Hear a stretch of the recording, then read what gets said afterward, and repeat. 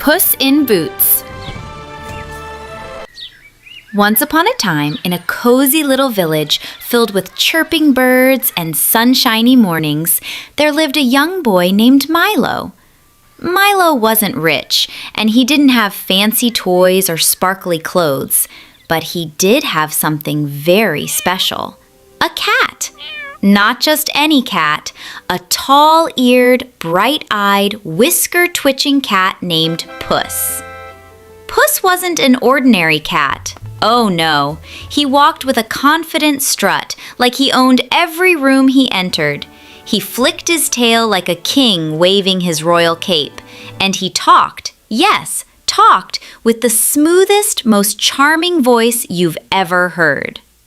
One sunny morning, Puss stretched, yawned, and said, "Good morning, Milo. I've been thinking, we're going to change our lives today." Milo blinked. "We are?" "Oh, yes," Puss purred.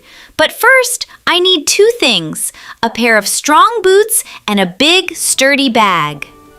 Milo didn't understand, but he trusted his furry friend.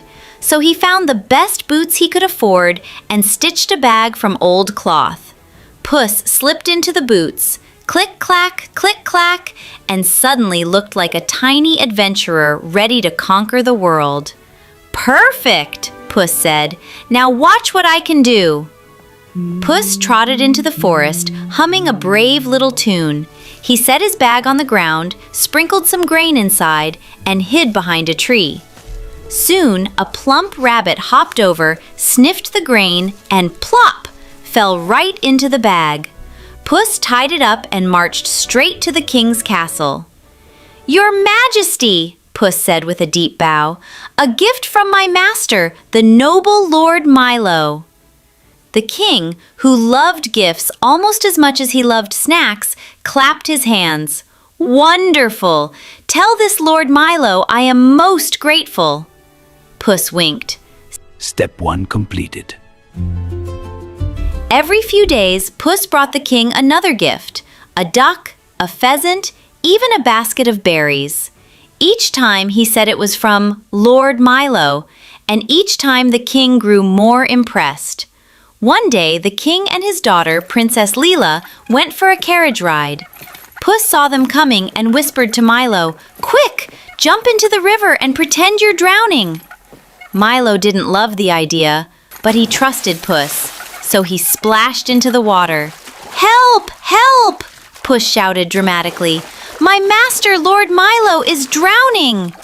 The king stopped the carriage at once. Guards rushed to pull Milo out. The princess wrapped him in a warm blanket. "Oh dear," she said kindly. "Are you all right?" Milo blushed. "I think so." Puss bowed.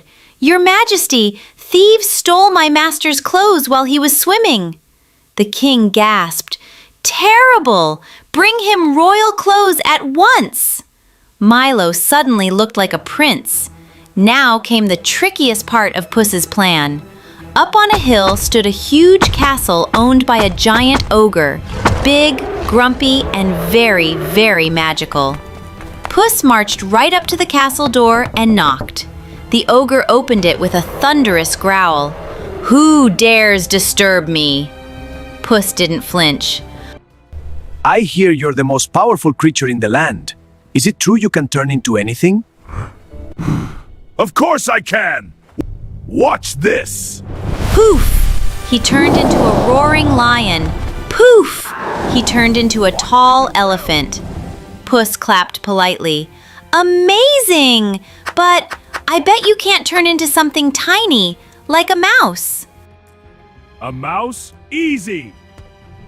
Poof! He shrank into a squeaky little mouse. And Puss, being a cat, did what cats do. He pounced. The ogre was gone, and the castle was safe. When the king's carriage arrived, Puss greeted them proudly. "Welcome to the castle of Lord Milo." The king was amazed. Princess Lila smiled warmly at Milo. The castle was beautiful, the gardens were bright, and everything smelled like fresh bread and sunshine. Milo looked at Puss with wide eyes. "Puss, you did all these for me?" Puss flicked his tail. Of course, friends help each other. And from that day on, Milo, Puss, and Princess Leela lived happily, adventurously, and gratefully ever after.